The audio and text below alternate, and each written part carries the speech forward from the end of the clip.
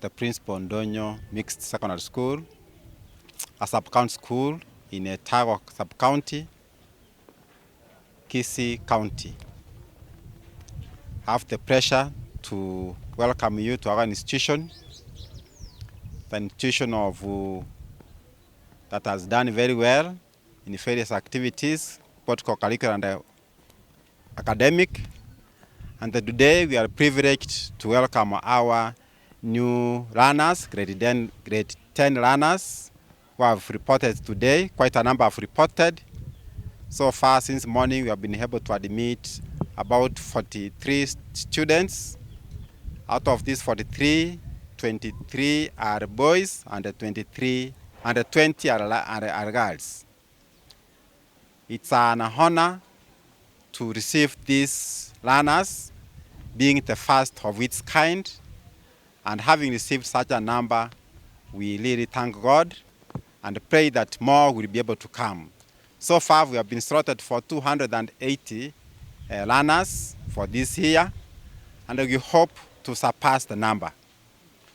The good turnout for the grade 10 admissions is a result of our good performance, both in co-curricular and in academics. You can remember we were the champions for football boys, and we participated at the county level, and we were the champions at the sub-county level for both girls and boys. Today we are also honored to have these learners after the release of the KCSE of the year 2025, where I take this humble opportunity to congratulate the candidates of the year 2025 who performed exemplary well. We had an overall mean of 8.6, which was the best mean ever recorded, with a positive deviation of 1.4, having attained a mean of 7.2 in the previous year, 2024. As we are admitting the grade 10 learners, and the challenge of most of the parents is some could wish to bring their students here, and yet they have not changed the system. It's my prayer that maybe the governments shall reconsider this so that they can give window for more parents to make changes in their choices in grade 10. Another challenge is some are coming from far, yet they were admitted as the scorers. So they get a shock of being required to join the boarding section. We are privileged to have a boarding section for both boys and girls. So for those who come from far, we do accommodate them, although the shock runs on the parent who didn't expect to meet any maybe levies in terms of boarding fees. Another challenge is, as we admit them, we are heading into a January season, which is relatively a dry spell.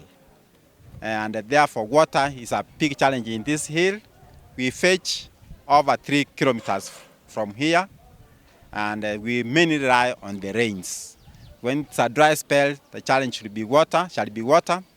But we do hope that with time, this will come to pass, because the county government has drilled a borehole in that field, which is yet to be completed, although it has taken time. But it's my faith and prayer that they shall reconsider and budget for commissioning and the completion of the borehole, which shall go a long way to provide water not only to this institution, but to the community. School is privileged to cover all the 3 pathways: STEM, sports, and social sciences.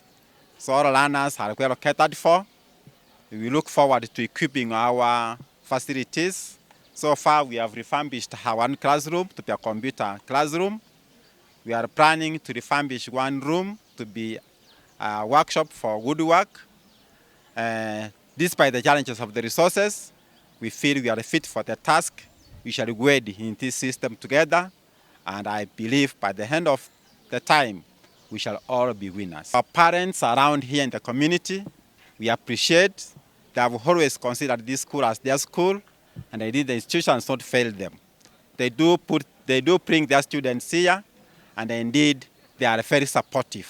It's my prayer that this, and we encourage those parents who take their learners very far away to reconsider their decisions. Because what they can get in fast schools, Nairobi, in Western, in Livit Fare, it can also be found here at Ndonyo, right at home.